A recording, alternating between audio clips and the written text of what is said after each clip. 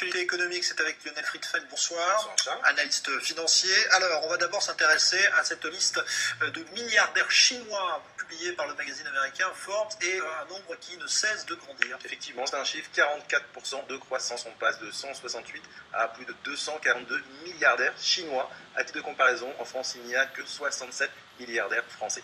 C'est dû à quoi? C'est l'essor considérable? L'essor industriel. Et alors en tête de cette liste, c'est pas une surprise, on retrouve Jack Ma, qui est le fondateur d'Alibaba, en fait, qui a fait une introduction en bourse à la bourse de New York. En fait, sa fortune est passée de 7 milliards à 20 milliards de dollars. En fait, il avait créé cette société il y a 15 ans avec simplement 60 000 dollars. En deuxième position sur cette liste, c'est le fondateur de Baidu, en fait, qui a une fortune de 15 milliards de dollars. Et en troisième position, c'est Pony Ma, le fondateur d'un groupe Internet, qui est l'équivalent, qui opère un service équivalent à WhatsApp, qui s'appelle WeChat en Chine et qui a une fortune de 14 milliards de dollars. Voilà, donc l'économie chinoise qui rapporte beaucoup d'argent. On rappelle que c'est un pays officiellement toujours communiste, ce qui peut surprendre. Alors, on va maintenant s'intéresser à la situation de deux pays qui ont été au cœur de l'actualité politique du week-end. On a voté tout d'abord le Brésil. Là aussi, c'est un enjeu important. Situation économique qui inquiète les marchés. Alors, les marchés et surtout les investisseurs, puisque la présidente Rousseff qui a été élue, en fait, avait eu un mandat économique dans le Rousseff 1 qui avait été assez moyen. À titre de comparaison, en 2007, quand c'est le président Lula, il y avait à peu près 6% de croissance au Brésil.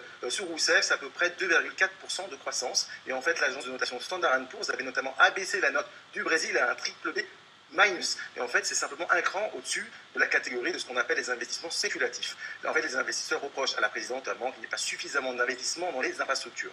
Alors, on parle maintenant d'un autre pays, en Afrique, cette fois la Tunisie. Situation économique, là aussi, sensible. Tendu parce que les réformes structurelles n'ont pas été faites, et même ça du temps de l'ancien régime. Il y a à peu près 2% de croissance. Depuis 2011, on va dire que l'économie parallèle a explosé, 50% du PIB, c'est énorme. Le taux de chômage est officiellement de 15%, mais véritablement est beaucoup plus. Le coût de la vie a énormément augmenté. Donc ce nouveau gouvernement doit faire des réformes structurelles pour avancer. Merci beaucoup Lionel Friedfeld, analyste financier. Une étude de santé à présent qui